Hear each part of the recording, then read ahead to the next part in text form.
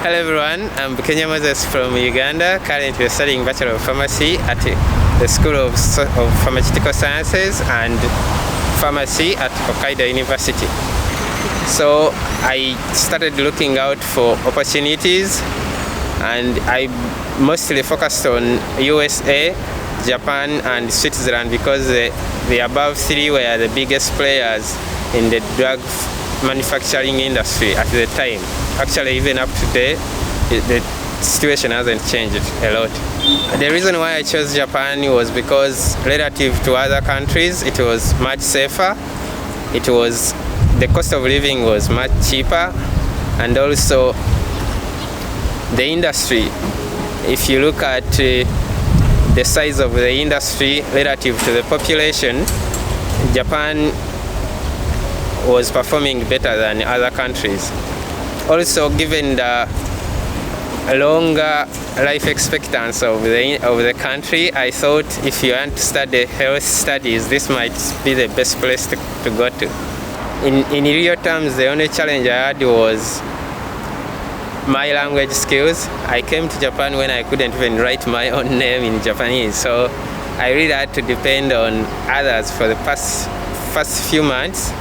And luckily the university and the community provided their best to help me acclimatize to the environment. However, after something like 6 months, I'd gained enough language skills to handle myself in almost all day-to-day activities, and by the 9th month, I was fluent enough to handle business.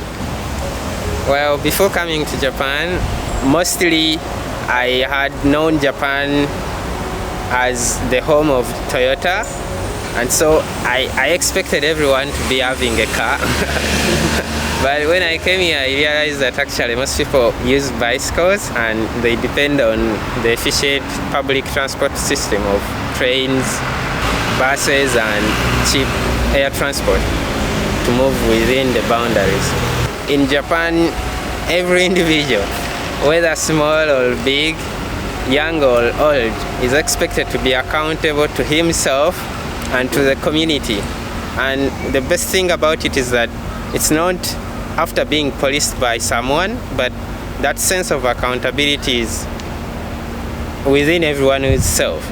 So you find that even if, for instance, people are walking, people would be carrying their own rubbish back home, irrespective of no one seeing that, because even if they really did that mischief and threw them away, no one would be seeing. But you find that sense of accountability is held by everyone, and I think that's the reason for the success of the whole community and the whole society at large.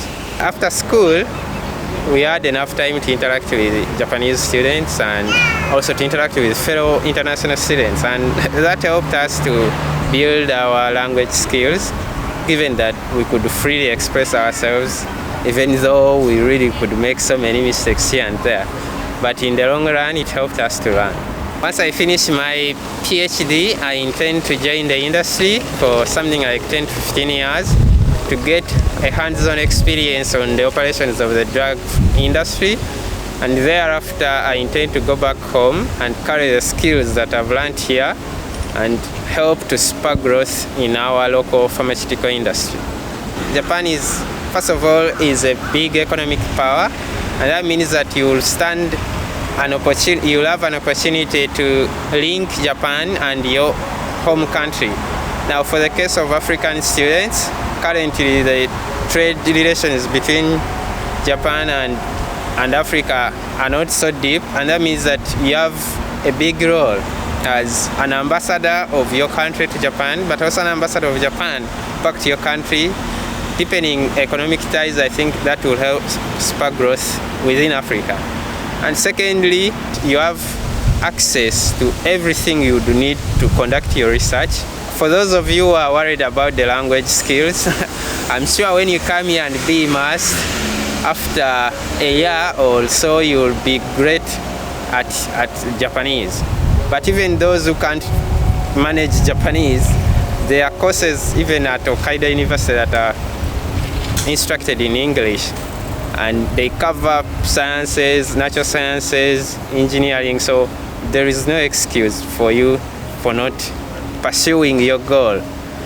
I don't think it's enough to be scared by a language or fear of for your safety, because Japan is safe. So on all fronts, I find Japan the best place to study from abroad. Thank you.